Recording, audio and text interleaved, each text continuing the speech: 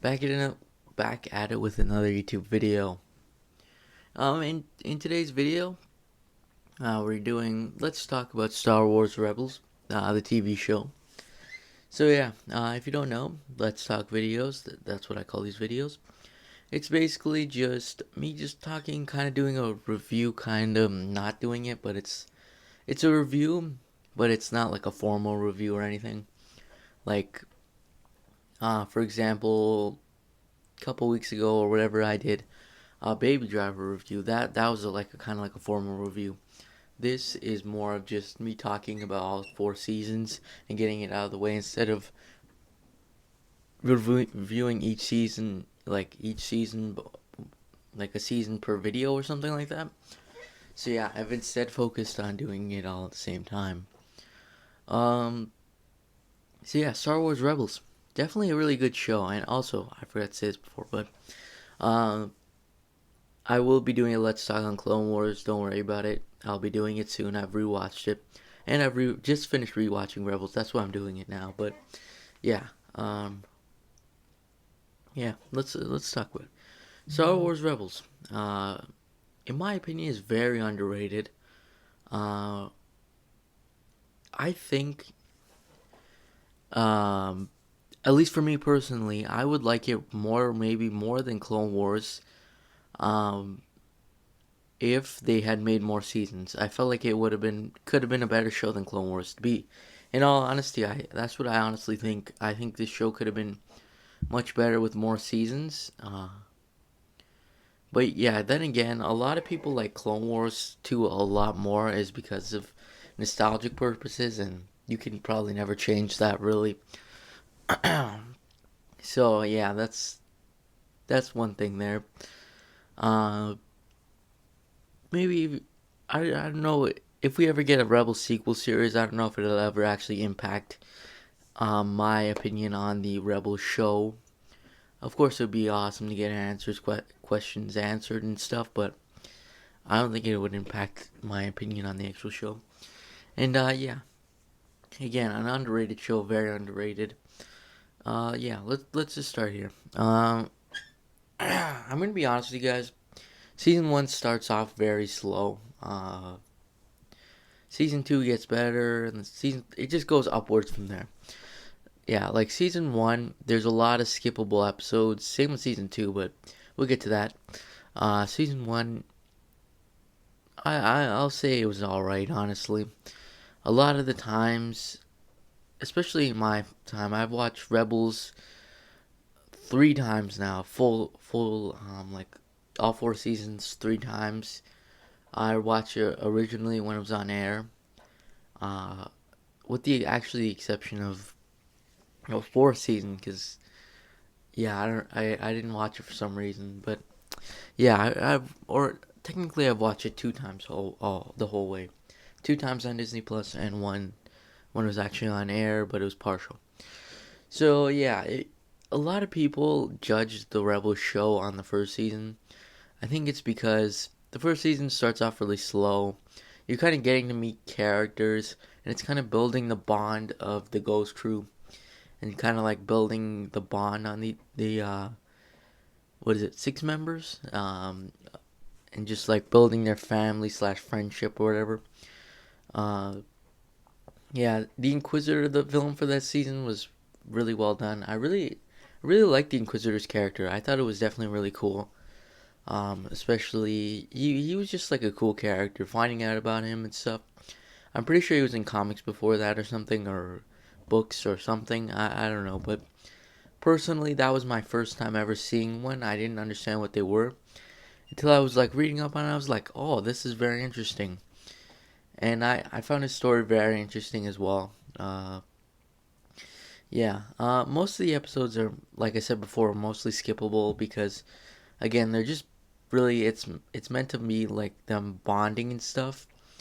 Uh, yeah. Other than that, you technically actually could skip it, especially if you've watched the series before. You could definitely skip it. Uh, but I recommend watching it. I mean, I follow a watch guide. At least this last time, I was following a watch guide, so I knew which episodes to skip and stuff. But yeah, you can skip it if you really want to. If you know the characters and stuff, then go ahead and skip it. Next up we have season two. Now season two gets much better. Again, there's some skippable episodes because not saying it's similar to Clone Wars, but there is kind of like filler episodes, even though it's not really filler. It's more of just again showing the bond between the Ghost Crew. Basically, that's what it is. We also get introduced to Ahsoka Tano from the Clone Wars show, which is really cool. Yeah, this show came up before the season of Mandalore, so we never knew if Ahsoka survived or not and how she did. Same with some other characters and stuff. We didn't know how they survived or whatever. Because again, this was. Sorry, but before that season 7 Clone Wars came out. So we had no clue. She basically just showed up. And she had like white lightsabers. I thought she was a really cool character. I liked her character much better in Rebels than Clone Wars, in all honesty. Yeah, I feel like Rebels just made her character much better. And Dave Filoni did a good job on her. Yeah. We also meet Maul too, which was really cool. And more Inquisitors, because if you remember in season 1, the Grand Inquisitor was dead. Yeah, so that happens. I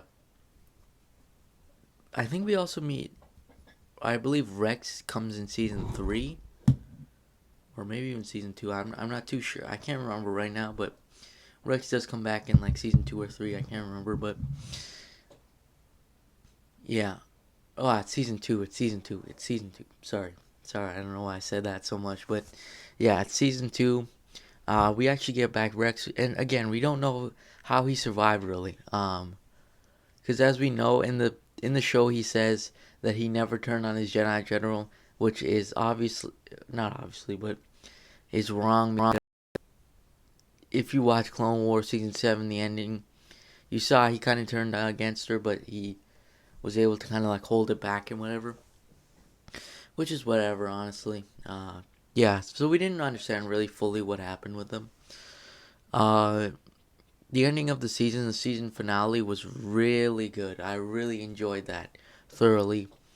Um, some would say the villain for that season was kind of the Inquisitors, and yeah, that's kind of right. And I forgot to mention this before. Season 2 had Agent Callus kind of as the villain, and he was definitely an interesting character as well. But we'll get to his turn later on. But yeah, in this season they also showed how Zeb and Callus had kind of formed a relationship kind of thing, or not a friendship. Sorry. Like yeah, we realized that, and Agent Callus is realizing what the Empire is really. So that was really cool. Yeah, the season finale was awesome. We got to see Darth Maul back in his full strength fighting against uh, Inquisitors. He killed the Inquisitors too, as well. And then we actually saw Darth Vader, which I'm not gonna lie, I really like the way Darth Vader looks in this. He looks really cool. And one thing I've realized about Rebels is a lot of the characters and stuff look like concept art from like A New Hope and stuff. Like what Zeb looks like, the Lasad, is what George Lucas wanted Chewbacca to look like, but he ultimately went with that design instead of Zeb. Same with Darth Vader. If you realize the way his helmet is, uh, it's purposely like that because concept art again. And yeah, it's a lot of that. I'm not too sure where the Rebels crew fits in there, but yeah, you'll notice it. Uh, so yeah, my apologies. This video is going on for a while now, and I'm only talking about season 2. So yeah, sorry about that. Uh, which is really interesting. Season 2 ending. We all actually, I honestly thought Ahsoka died, but yeah, that gets unwinded later on in the seasons. And then we talk. Now we're moving on to season 3. Season 3 has its fair share of skippable episodes, but it's more focused on like the Rebel Alliance and just rebels in general and the Empire and stuff. Uh, and then uh, we also see Ezra go through some character development. Now he's a little bit kind of more serious. He's kind of similar to how he was in the previous seasons, but he's a little bit more better now. And I think I forgot to mention before, Kanan was blinded by Maul. Maul betrayed them, and they thought he was his friend. But yeah, that happens.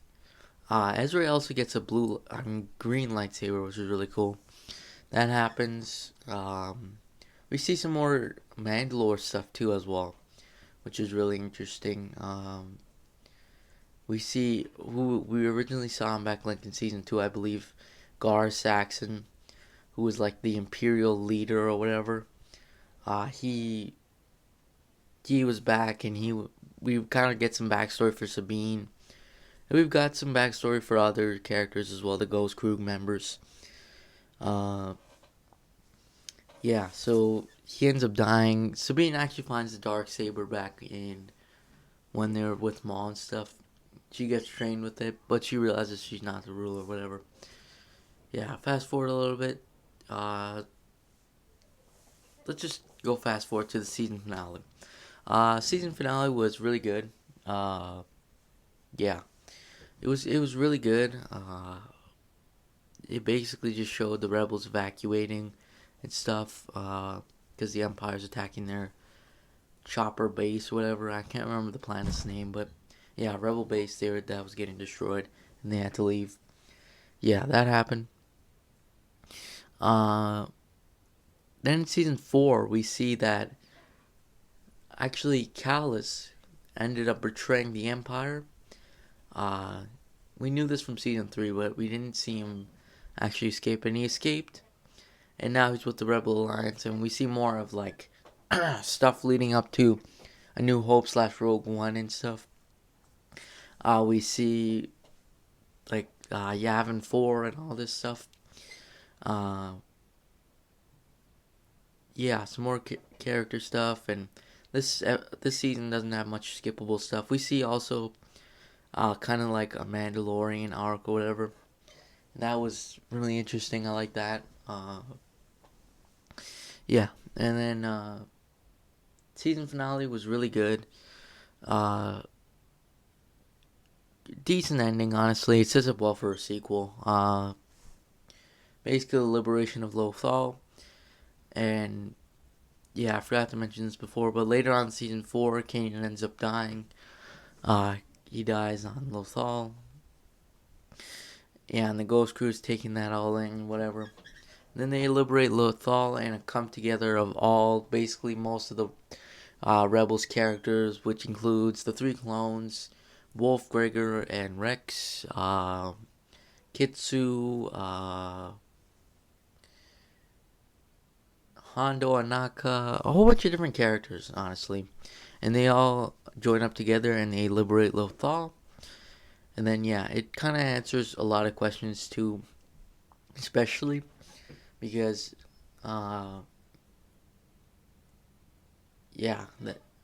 And I also forgot to say, in season 3 and 4, Thrawn ends up being the villain for those 2 seasons. He ends up coming, and yeah. If you've read the Thrawn books, you would know that, yeah, that happens. He gets, after his whole origin story, whatever, he goes and tries to get the rebels. And this really answers a lot of questions too. I think it does. It answers especially what happened to Kanan and Ezra. Why aren't they helping Luke Skywalker and stuff? And like, where were they when this whole thing was happening? They're Jedi, and they're part of the rebellion. I think Dave Filoni handles it well because, first of all, Kanan gets killed off. And then we see Ezra is not killed, but he's like, who knows where. He was like jumped into hyperspace with Thrawn.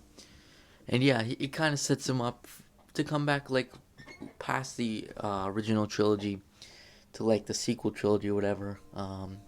which I have a feeling that he might be coming back, probably like in the Ahsoka show or something. So yeah, that definitely could be interesting in that aspect. And yeah, let me give you my final thoughts here. There's a lot of stuff I didn't cover in this episode, like this review. It's just, I don't want this video to be like an hour long or anything. It's currently like 15 minutes. I'm probably going to go like 25 minutes, honestly. Uh, yeah, so I highly recommend this show. Some of my definitely favorite things of the show is probably character development that is handled real well. Questions are kind of answered. But in the ending, uh, yeah, there's a lot of plot, like, not plot holes, but like questions that people want answered. A lot of like, what happens to the Ghost Crew? Why isn't like, we don't know what ever really happened to Zeb or Sabine. We know Hera's appeared in multiple like different things. She's been in like Star Wars Squadrons, which takes place after the original trilogy. And like, what happened to Ahsoka and what happened to Rex and all this stuff. And a lot of people have left to be wondering about that. And yeah, that's why people want to see a sequel series. But I'm not talking about that in this video. Yeah, yeah, character development's done really well, especially with Ezra's character. And basically, pretty much the whole Ghost Crew, to be honest with you. Like, Ezra starts off as like some kind of, not careless, but like scared kind of kid or whatever. And yeah, he starts off as that kind of kid. And then we see him like willing to do the right thing and everything in the ending of the season of the series, which was really good. Really liked that character development. Kanan was a very good character. I mean, he proved his purpose of just training Ezra and stuff. But it was kind of sad when he died. It was really sad. And then Zeb. Zeb was definitely a cool character as well. I wish we could have saw more of him because most of the missions they were on was mostly focused on Ezra and Sabine, or Hera and Kanan or something, or Chopper. A lot of it was not focused on Zeb. Zeb mostly stayed behind and stuff, which I had realized in the show. And then, which leads me to the next. My apologies, but the next thing here is the message. The message is sent really well in the show. And the message I think it's a message for all of Star Wars, is you don't really have to be blood related to be family. Sorry about that, my voice is, I apologize. But like, you don't have to be blood to be family. You notice that a lot with, sorry about that, I was just grabbing a drink there, but you notice that a lot with Star Wars, especially in this show. This show proves it a lot.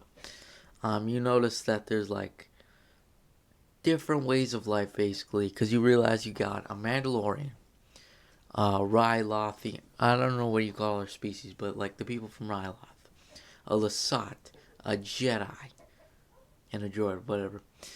2 Jedis, actually.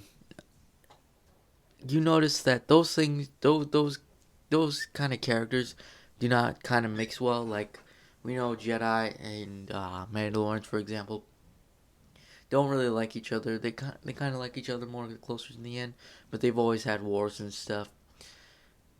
And like, yeah, it. That's what I really realized. It like showcases exactly like different ways of different species and stuff, and like just coming together kind of thing.